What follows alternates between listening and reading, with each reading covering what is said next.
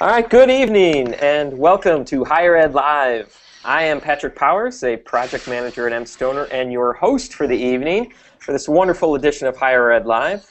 Please be sure to follow our conversation on Twitter with the Higher Ed Live hashtag, and you can follow me at Patrick J. Powers. Tonight's show is a roundtable recap of the recent CASE Social Media and Community Conference held April 17th, 18th, and 19th in beautiful Cambridge, Massachusetts. And our panel of guests include some of the attendees who went to the conference, as well as a faculty member and the ever-popular Mallory Wood, who live blogged several of the sessions along the way. But first, let me give a quick shout-out to our sponsors, OmniUpdate. OmniUpdate is the leading web content management system provider for higher education. The company's web CMS, OU Campus, is secure and scalable with great tools and features, deployment flexibility, and an awesome user community. I would know, I used to be a member of that community. So need a site for your faculty and staff? Find out how Pepperdine uses OmniUpdate's CMS to create a community website. We are tweeting out a link now. And just if you do get in touch with them, please say hello to Jeremy Rex on my behalf. Also a sponsor is Integral. Higher Ed Live is sponsored by Integral, the creator of the Schools app, a private Facebook community to boost enrollment and retention. Check out their blog, Integral Insights, for posts on admissions marketing, student engagement, and social media in higher education. We will be tweeting out a link to their blog now. So, without further ado, I would like to introduce this panel of guests that we have assembled here. I sent the net out far and wide, and every person I asked said yes. So, thank you all for joining me.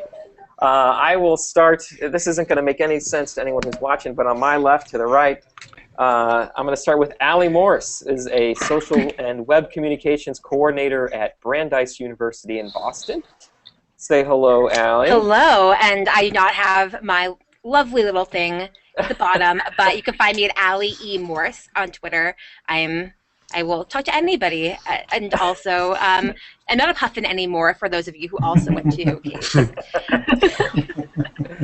And a welcome to Melanie Sidwell from beautiful Boulder, Colorado, where she just told us we have 10 inches of snow on the ground. Melanie is the Assistant Director of Media Communication at Leeds School of Business at the University of Colorado Boulder. She is on Twitter at Mel Sidwell. Hello, Melanie. Hi, guys. How's everyone? I'm so glad to be here. Excellent. Well, thank you for coming. Vanessa Theo Harris, and I pronounced that correctly, I hope. Perfect. Oh, Perfect. Excellent. On the first try and everything.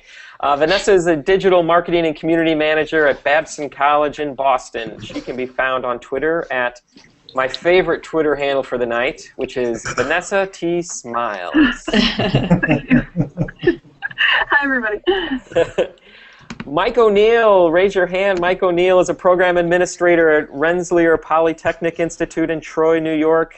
He can be found on Twitter at Mike O'Neill76. How are you, Mike? I am great. Thank you very much. I wish that my Twitter name was a little more unique, but... Let's see if we can't switch it to Mike O'Neill76 Smiles, huh? Yeah. That's my thing, Mike. Keith Hannon, who is proudly wearing his vegetarian t-shirt, is an associate director of social media at Cornell University. Keith, I conned in to join in the faculty for this year's CASE Social Media and Community Conference. He can be found on Twitter at a very creative moniker of even more creative than Mike's. At Keith Hannon. How are you? Pleasure to be here, Patrick. First time, long time. And last but certainly not least is who I previously mentioned, our blogger extraordinaire, the director of marketing at mStoner, Mallory Wood, with an equally creative Twitter moniker of Mallory Wood. I thought really hard about that one a few years ago, and I mean, I just thought it was the best thing ever. So this sounds like a future CASE session needed. What is your handle and how did you get it? Yeah. Excellent. Well, thank you everyone for joining us tonight. We've got a great show. I got some great questions, or at least I think that they're great questions, and I'll be firing off to the panel of guests here. And first, I'd just like to start off with a little bit of background. And just tell me a little bit about why you chose to attend this particular conference. Why CASE Social Media and Community? There's dozens of conferences out there.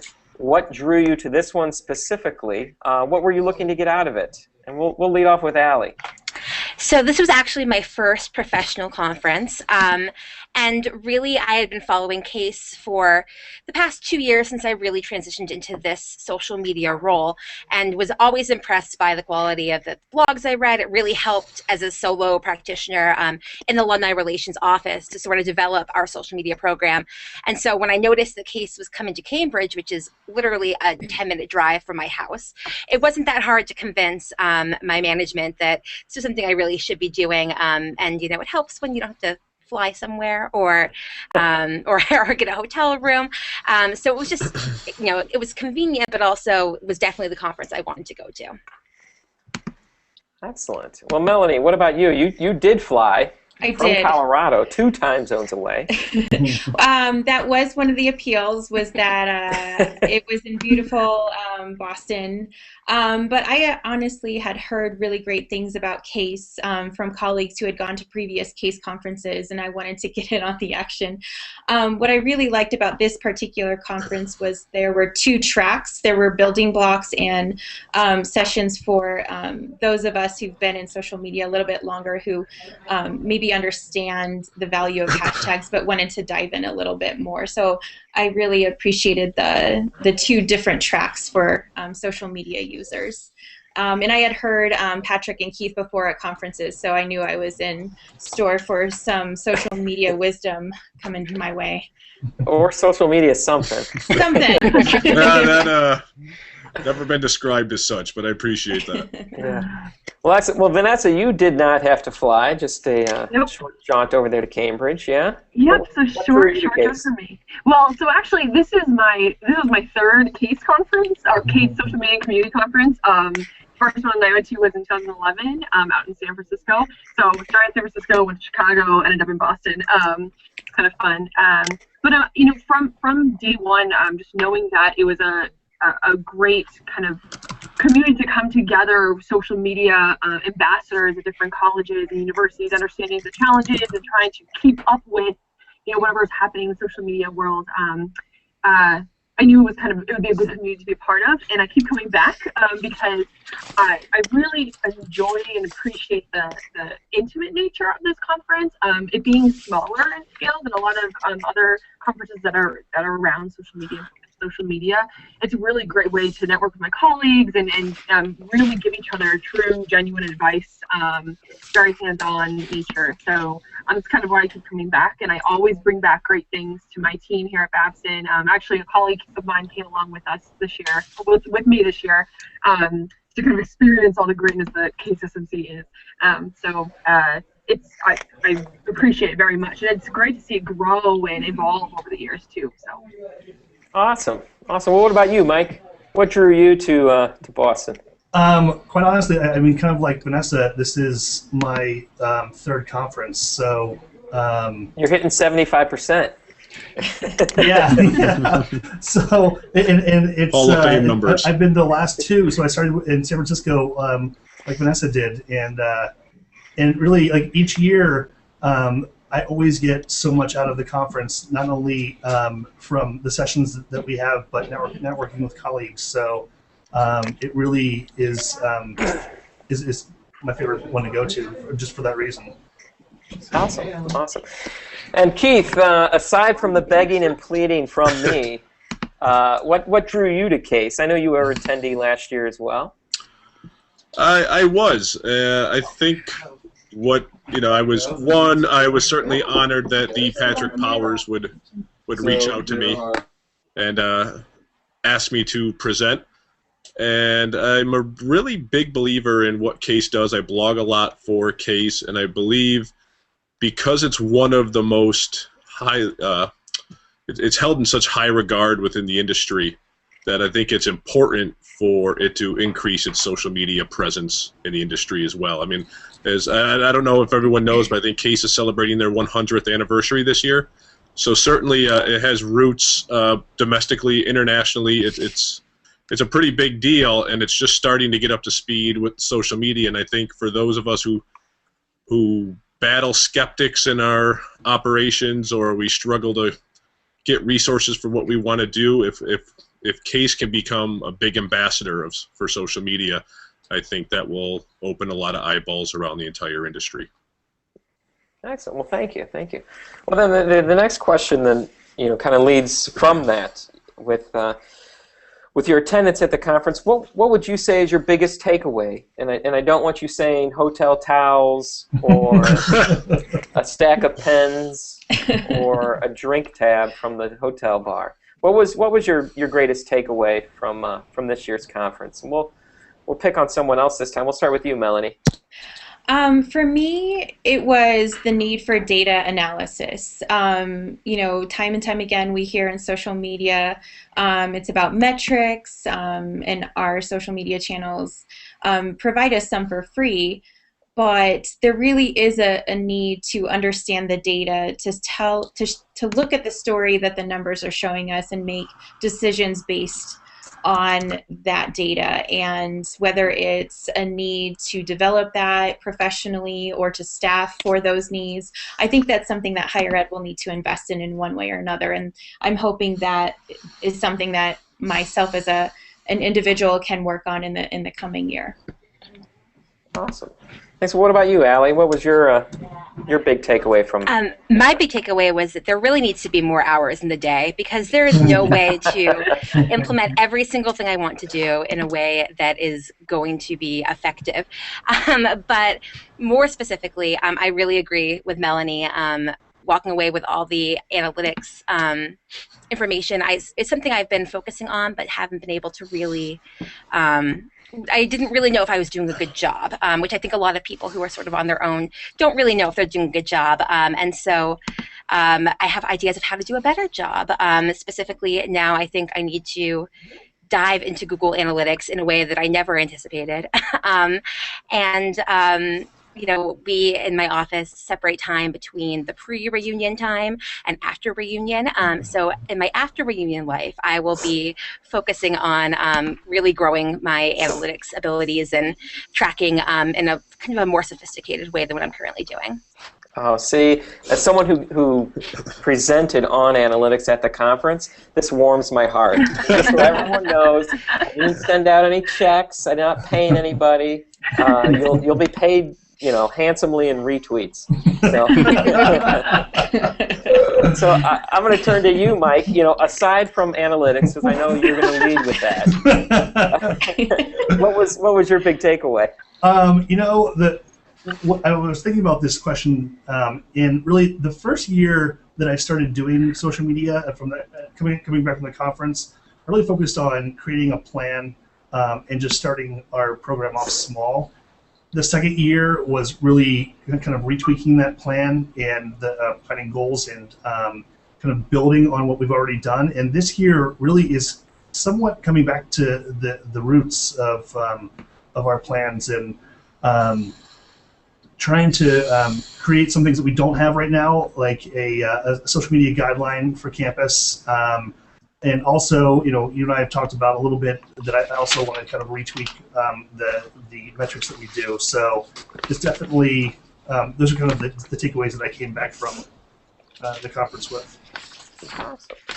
Well, I'm gonna flip to Mallory now. Actually, Mallory, has attended the past two CASE social media community conferences, has probably posted 600 blogs on each of them, or at least that many hours blogging on behalf of it.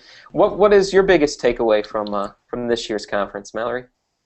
I don't think I've done 600 blog posts, but it's close. Probably maybe 6. I want to add a few zeros.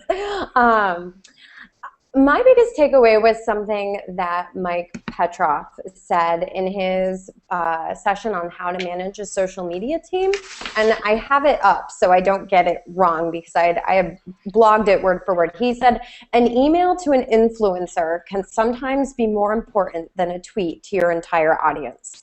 And I thought that was, at a social media conference, first of all, a very interesting thing to say, but second of all, it's actually very true that when we think of ways of communicating with our constituents, we can't forget about email.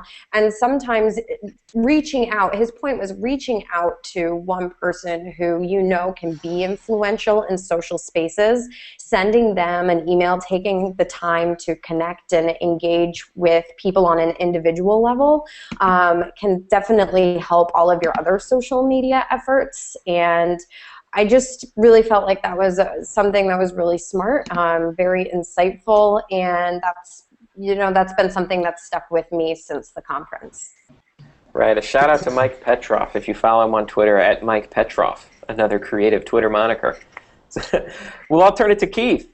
Keith, what was your biggest takeaway? I'm going to go back to what I wrote about. I wrote a blog piece shortly after the conference, just about the tremendous spirit that was at the conference in light of all the things going on around it.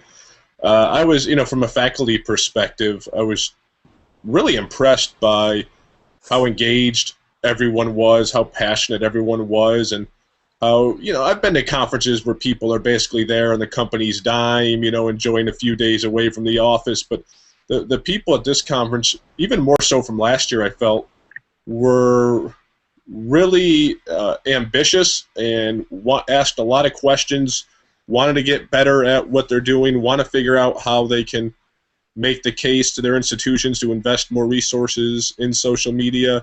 And you could just tell that people were really hungry to take the newfound knowledge back to campus and start applying it right away. And it was just as someone that was trying to hand out an occasional antidote of knowledge, it was good to see that, because certainly I think you can speak to it, Patrick. We've all been at conferences, we've spoken at conferences where you can hear crickets in the room, and it's not all that engaging. But so especially in light of what was going on in Boston, I was just really, really impressed by the attendees in that regard, and really makes me really optimistic for the future of social media and technology in higher education. It's going to be great to see everything unfold.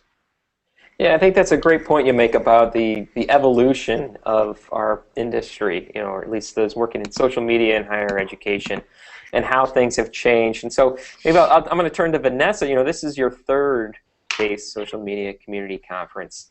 What has changed over the years, and what has evolved over the years and led to the takeaways that you got at this most recent one? Yeah, I think it's just the level at which our institutions in general are valuing social media has evolved over the couple of years, and just knowing that institutions where, and we're all dealing with challenges still, but they're understanding that it's really filling a need to speak with, or it's a channel to speak with our audiences, and the institutions have so many different audiences, and these are just ways to reach some of them. So I think there's a increased sense of appreciation for that, and a desire to understand that, and for us as social media account managers to be able to better articulate and figure out kind of how we can fulfill our departmental goals, our institutional goals, and really try to understand how to communicate why social media is a great tool to do that.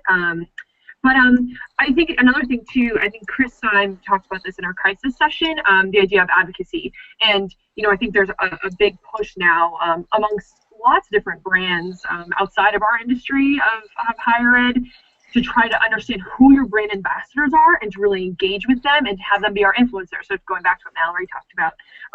And I think that's truly the grounds to which that we can have an influence, I think, understanding who our advocates are for our institutions through social media, and find a way to tie them back to the institution, to what different, what other marketing tactics we might have, ways to tie them back to the institution and help us, better our brand through social media. So that's kind of it's nice to know that we're having that level of conversation at this point. It's not just about the tools. It's not just about the tactics. It's more about, all right, how is this a tool to bring to the higher ups in our institutions and say, this is really a great way to figure out who our ambassadors are and to really connect with them. So that's that high level conversation is really awesome that we've been involved to reach that. So. No, that's great. That's great. I love that you referenced Chris Symes' talk. What we did with Chris was we had to bring her in via Skype. And so in this ballroom, we had 2 large monitors. Chris's floating 15-foot head was on one of them, while the other one is her presentation. And it's great that you were able to find that, kind of that aha moment, or yes, I'm connecting with that. And so maybe what I'd like from the group here, if you wouldn't mind sharing, what was the big aha moment for you at this particular event? What was that one moment that you're like, yes, I get it, or yes, I'm doing this right? So we're going to kick it off with Mike. What was your aha moment? If there was one, I hope there was one. Yeah, no, there were definitely a couple aha moments. Well, more than a couple, I guess. But creating the Google URL for all of the things that we post. I post links on Twitter a lot, and I can get the metrics from that. But I never can get the metrics from Facebook, other than what they have, Facebook provides. And so to have that level of detail is really, it was like a V8 moment for me. I just smacked myself in the head. And I was like, oh my God, right? I didn't realize I could be doing this. It's so awesome. So so that's definitely one of the bigger things that I came up with. And then just kind of rethinking some of the ways that I do things. Again, kind of going back to metrics, but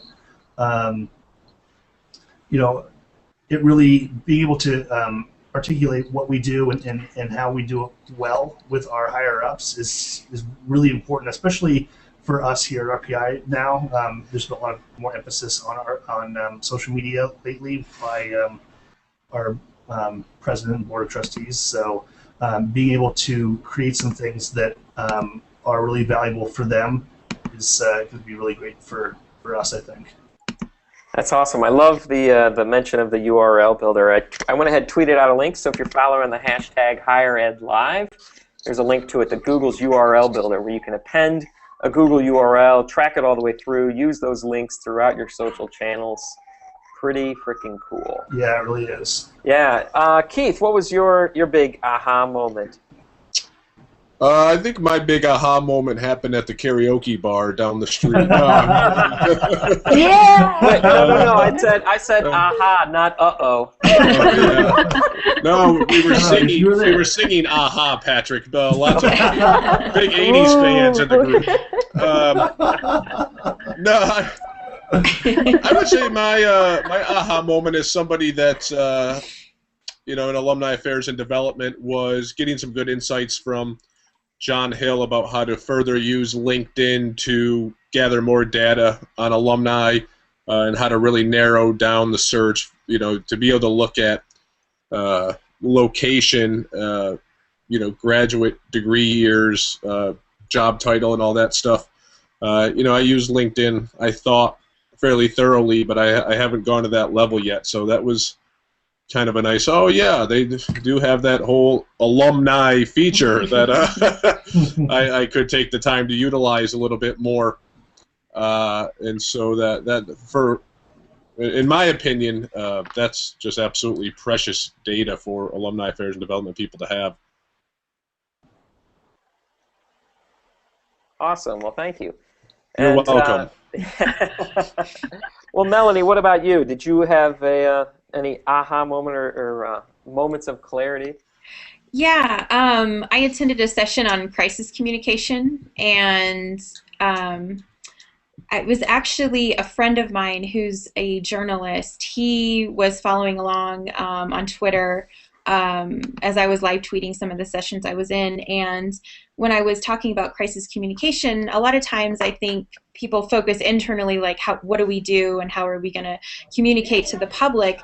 But my friend, the reporter, said, it'd be really helpful to include your regional and local media in those types of conversations. And as a former reporter, I was like, duh, like, yes, that would be such an obvious, helpful, beneficial thing to just, before a crisis happens, get everybody in a room, talk about things like process, communication channels, especially if you do have a crisis plan in the works, just, who are the go-to people?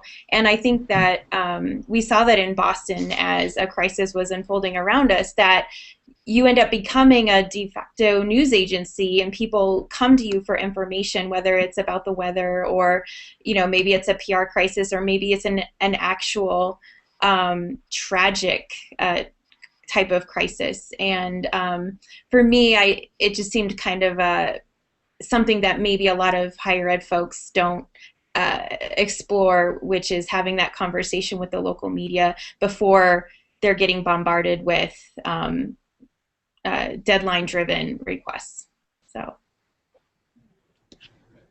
excellent, thank you. And Allie, what was your aha moment?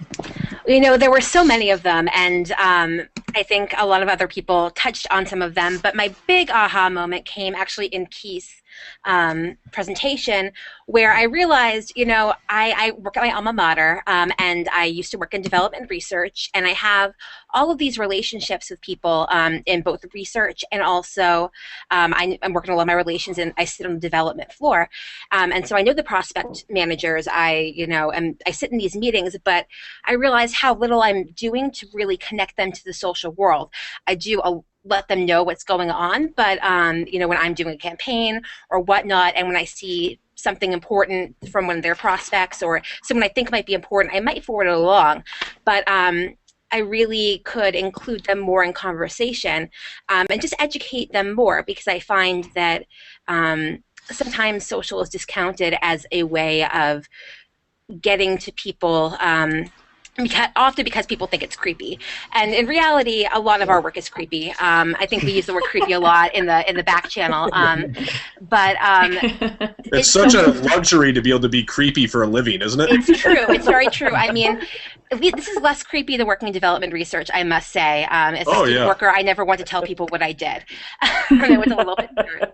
But at the same time, I think people now sort of expect to see, by people I mean prospects, expect to see people from the university reaching out to them, and it's not something we should really be afraid of. And I think in the past I've been a little bit more afraid to reach out to them, and that's silly. Why not? I can reach out. I'm an alum as well, and that makes it a little bit easier to reach out from my standpoint. So that was my big aha moment. And as I look over my notes, that's where my notes get fast and furious, and I really can't make out actually what I was trying to tell myself for later. Excellent. Well, I love that you mentioned the back channel. Case SMC as the hashtag, gets incredibly active in this couple of days, and it's still active today. And so my next question, that leads right into my next question, which is about the back channel. What do you get from a conference, from attending in person, that you can't get from a Twitter stream? There were some people that were participating, I know, just via Twitter. Mayan at Oberlin was great in participating in the sessions, but there's something about being there, or at least I believe so. And so my question is, what do you get from attending this conference that you can't get at 140 characters at a time? And I'm going to actually start with Mallory. I'm going to pick on you first, Mallory. Cool. Yeah. Well, I think it's pretty clear to me what I get out of conferences in person. It's getting to meet all of these ridiculous people that are on this case Higher Ed Live episode in person. And, maybe my use of Twitter is vastly different than others. I don't know, but I know that the way I use Twitter is I tend to follow people who I've met in person. And I tend to interact with people more often if I've met them in person. And so for me, that, I like to take an in-person relationship into social media and start interacting with people there. And if I haven't met someone in person, I'm probably less likely to have that type of connection or bond. It's just not as strong. And so the opportunity to extend conversations that take place in sessions during tweet-ups, during networking receptions, during ridiculous karaoke bar evenings. Those are the things that I think make the conference worth it. Because if you're only thinking about getting the session content, then then I suppose you could just sit on Twitter and watch the tweets, and you'll probably pick up most of the content. But it really, I think, like I said, for me, it's those in-person connections that I place a lot of value in, and the opportunity to extend the conversation past what the speaker has shared with the speaker themselves, as well as the other people in the room. Awesome. Pete's cat tries to make an answer. That's one classy cat. My cat approves. My cat has quite an ego on her. She loves cameras. So it wouldn't be the internet without cats, though. So hey, it's right. It's a fitting metaphor, isn't it? This Mike? show's going viral now. Well, Vanessa, what about you? What did you get out of a conference that you can't get 140 characters at a time? So I actually think about this and I'm like, I don't even remember, or I have no idea how people go to conferences and aren't on Twitter to reconnect after them. Like, it's become so second nature for this, these people, this community, to meet each other in person and then just, stay connected. And whether it's through Twitter and then leading to email or LinkedIn or whatever, but it's really awesome to be able to have that face and have that Twitter account and be able to stay connected for years after first meeting, engaging. And I think this particular community is also very supportive, and again, going back to just genuine interactions. I think starting with that in person and then being able to follow up via that back channel is a huge advantage to what we do and why we're so good at it. So we might as well do it personally, professional development as well. So I think that's huge for me. But at the same time, it's like we're like this group of multitaskers. So some of the best things I took from the conference too were in the back channel during a session that were related to a session, but it just kind of expanded on it. And so I really appreciate having that as a tool as well, to just enhance each session in person. So to kind of have two in tandem is like the ideal world. Right. Thanks. And if I morph that question a little bit, this is going to be for Allie, because I think if anyone at the conference became synonymous with their Twitter avatar, it may have been Allie. And for those of you who do not know, during the conference until shortly thereafter, your Twitter avatar was a puffin. Yes, a puffin. Why the switch? What happened? Vanessa actually tweeted to me and said, I didn't know who you were. We never, we're practically neighbors.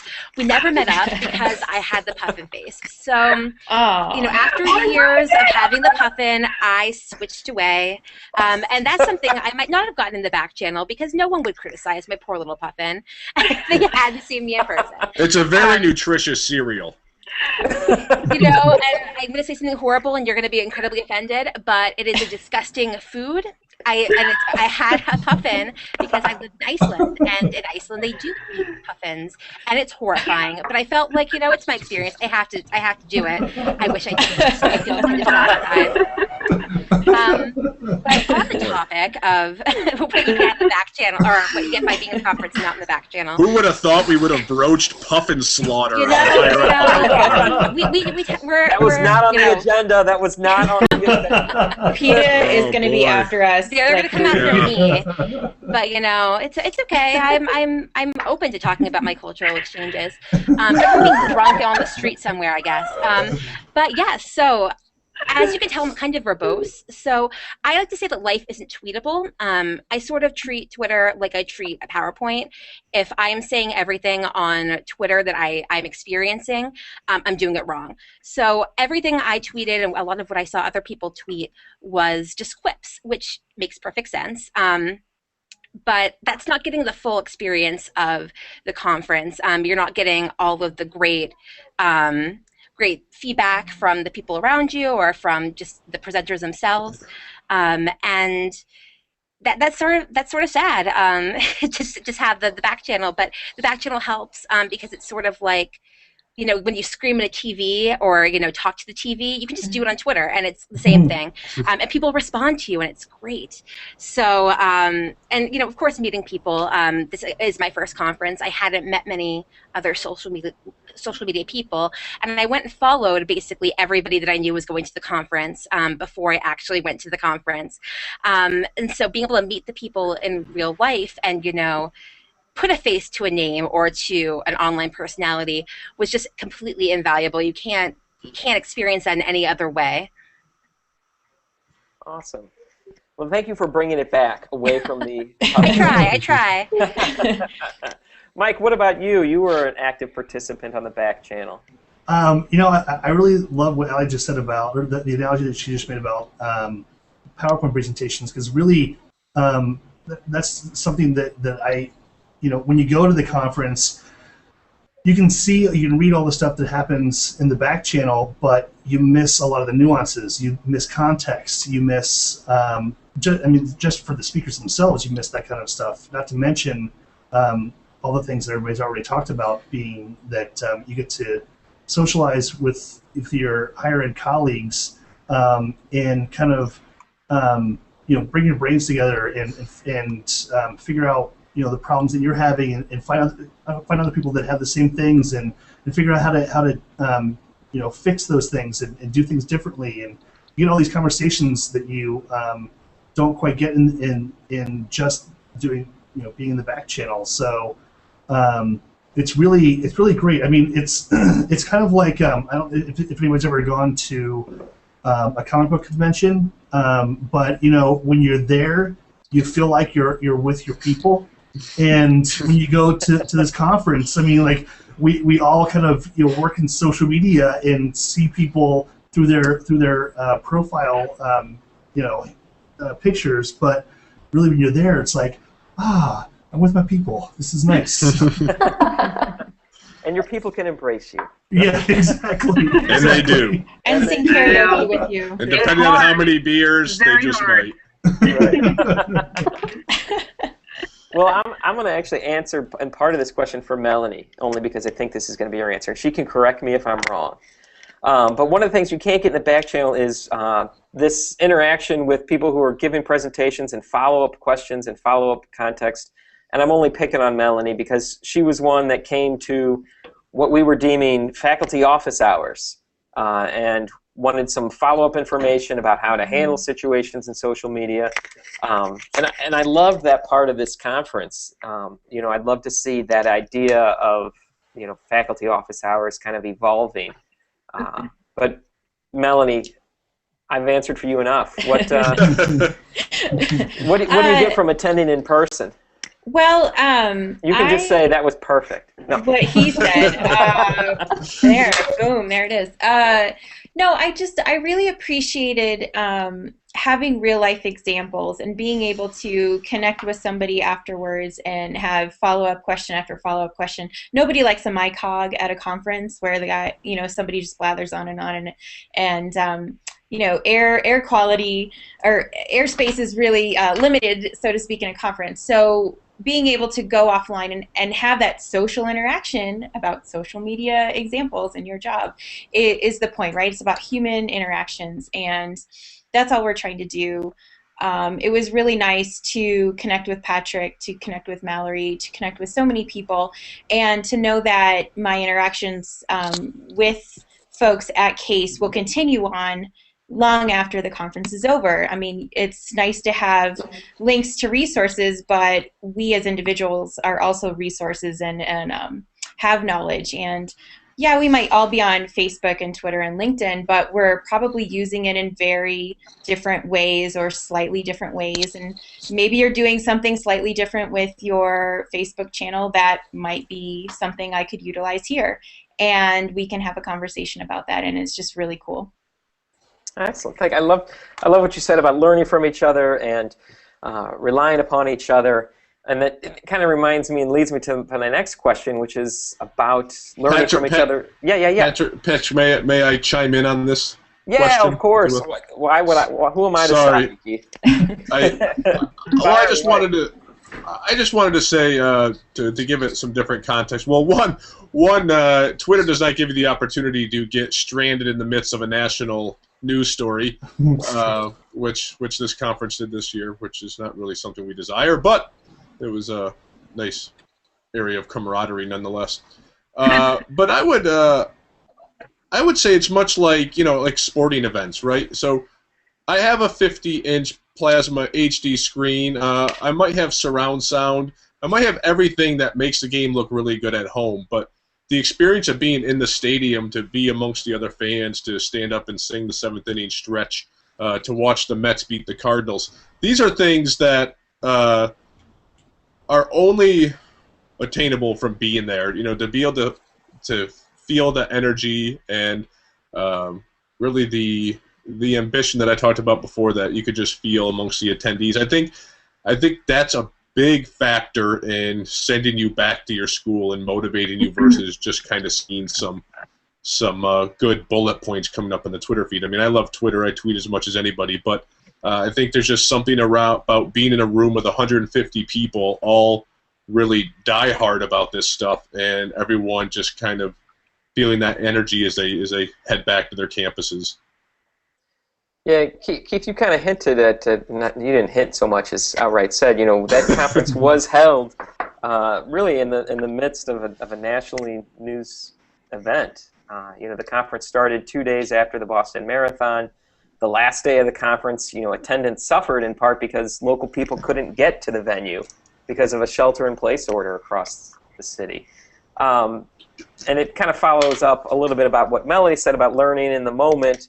What did that conference teach us about crisis communications? I know events were unfolding around us. Everyone's tuned into Twitter. What lessons can we learn from that experience? And I'll start with you, Melanie. This came up in the crisis communications session that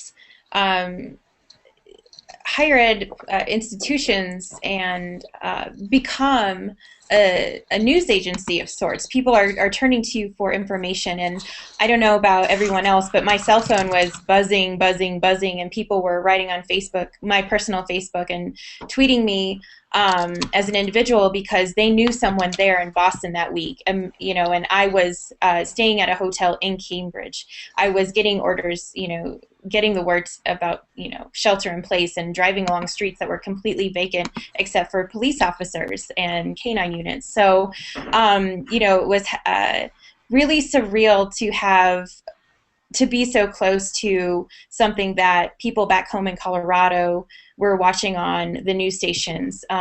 Also, just the volume of data and how uncertain the vibe was in the town during the week we were there. And some of the information that was coming across social media channels isn't always right. It's a lot of speculation. It's fluid. It's unfolding. People are tweeting what they know. And when people don't know, they fill in the gaps. And that was something that they talked about in the crisis communication session.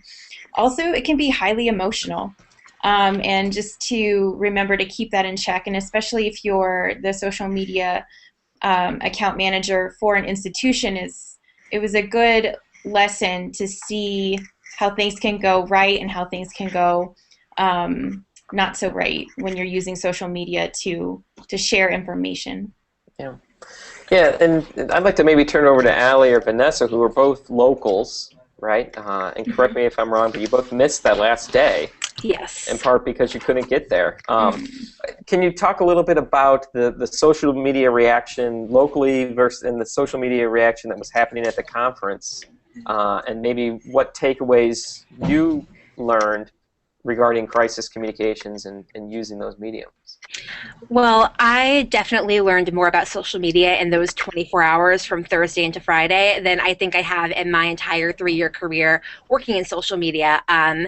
My university, Brandeis, is in Waltham, which was under a shelter in place. I have coworkers who walk to work from Watertown. So, I got home from the conference, which, for those of you out there who don't know, the MIT shooting happened right in front of the building we had been at a networking reception at. And I got home maybe 11 o'clock and started seeing the news. And I immediately got to Twitter. And as soon as I saw the scanner start coming, I turned on the scanner, which I've never done in my entire life. And I strongly don't recommend that to anyone else, especially if you have anxiety issues. So the second I heard that the second suspect was on the loose, the first thing I thought about was my university, which Brandeis is historically Jewish. So there's sort of a different spin on it, beyond just being, a university can be considered a target, but especially a Jewish university in this sort of situation. And so I proceeded to listen to the scanner and tweet about it. And this, as I kind of went along this whole night on this bumpy ride, the whole time I was tweeting, and it was from my personal Twitter, I did not do anything beyond to retweet what the university said on the Alumni Association Twitter feed. The whole time I was sort of interacting with people at the conference, and so people at the conference were asking me to kind of give them context. Where are we in context to Watertown? Where are these police vehicles that we're watching speed down the street we had just been on? Where are they going? And so it's sort of more from there. I quickly found myself being retweeted many, many times by people I didn't know, and realized that I was a voice because people saw me as being on the ground, which I really wasn't. I was home, safe in my little bedroom community right outside of Boston, and we actually weren't officially ever under a shelter in place. It was just sort of voluntary. As I think most of Boston, no one wanted to leave their homes. They wanted to sit and watch TV. And so throughout the night, I watched as my way of tweeting changed. I went from saying what was in the scanner to saying, specifically the scanner saying this, and editing what the scanner was saying. And because, then they were giving tactical details. And then finally I had to keep retweeting myself saying, I'm not a reporter, I'm not official, I am just trying to give context to what is going on. And thank God I fell asleep at 5 o'clock in the morning and proceeded to sleep the rest of the day until I woke up and everything was okay. And it was great. That was the best experience, that how it could have gone down instead of, sitting there in fear. But it's a weird experience watching your town. I've been on dates in, on that same street where the bombings happened. I got my glasses at that Lens Crafters that now, the windows were all blown out. It's difficult, and especially, now as speaking from the university's point of view, I took my feelings about it and, afterwards started tweeting and posting like happy things. Like, after it was all over, of course, suddenly there were lots of cat pictures on our on our Twitter and our Facebook, because that was just all I knew what to do. And it's a hard thing when it's your people, and especially very scared parents and students who don't really know what to do and look to you for answers. Yeah, thanks. And Vanessa, do you have a similar experience? Yeah, I think that was perfect, and so I wouldn't want to ever. That was so eloquent. It was perfect. But the one thing that was probably the best takeaway for me from a professional standpoint was, I think a big theme of that conference was crisis communications, and how social media should be integrated with whatever other plans you have. And, as an institution, we've worked really hard developing our own social media policy this past year and implementing it and communicating it out. And the one piece that we haven't really solidified was crisis communications for the different account managers across campus. And so that a lot of my takeaways from the conference involved that. Friday being a crisis, and luckily enough for us in Babson and Wellesley, which is right outside of the kind of lockdown area, but still close enough that you never know what could happen. And so immediately that day, being able to observe a crisis in action and be able to connect the dots between what I was learning at the conference and the takeaways I already had, and seeing how we can implement them right away. And I'm lucky enough, shout out to my big bad boss, Jean Begin, who really appreciates, all the takeaways I have from this conference in general. We've been able to implement a lot of this stuff immediately. And I think if it wasn't for kind of seeing a crisis play out so close to the conference, in which crisis was such a huge theme, I don't think I would have connected those dots as well. So I think it actually, from a professional standpoint, I think we're much more prepared now, even from a social media crisis communication standpoint, because it was all so close together, and again, how social media is playing such a huge role when it comes to crisis. So that, from my perspective, would end up being a positive takeaway for the institution as a whole. Well, thank you. Thank you. Excellent. Well, I'll tell you what, we are winding down to our last 10 minutes of this lively discussion. And what I'd like to do is maybe look a little bit to the future. I was just trying to do the quick math. I'm never good at math, but I figured out we have 14 case social media and community experiences among us. Vanessa and Mike leading with 3. I think a bunch of us had 2 and a couple of first-timers. But let's look to the future. Next year's case is going to be in the last week of March, held at Marina del Rey at the Ritz-Carlton in sunny Southern California. God bless it. And as you see social media continuing to grow and evolve, what sessions would you like to see covered at Case SMC next year? And I'm going to lead off with eeny, meeny, miny, Keith. I'm really not prepared, sir.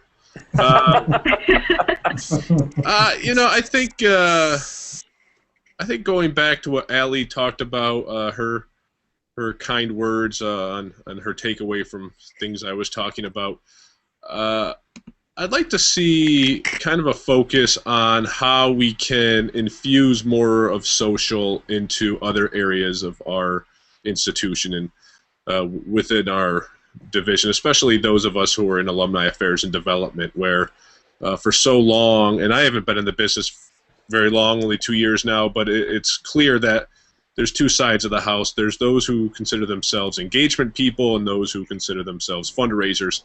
And I really think that we need to start sharing some tactics for how we bring down that wall and getting social into more areas of development, and just showing people that you don't need to be an expert, any kind of an expert, to use these tools. I don't consider myself an overly intelligent man, and I do it for a living. So I think it's quite possible to share some of these tools with more people within our institution if we just take the time to reach out with them, have more brown bag sessions during the day with your coworkers, invite people that you might think have no interest in social or any use for it.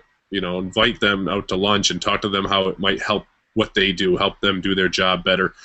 And I think the more social media ambassadors that we can create within our institution, the more influential we're going to become, and the more enjoyable our jobs are going to become, because we'll have a lot more buy-in. Excellent. All right, well, quick hits. We got 5 minutes, 5 people. We're going to go to Mallory. What sessions would you like to see covered? I think there are 2 things, so I'm picking 2.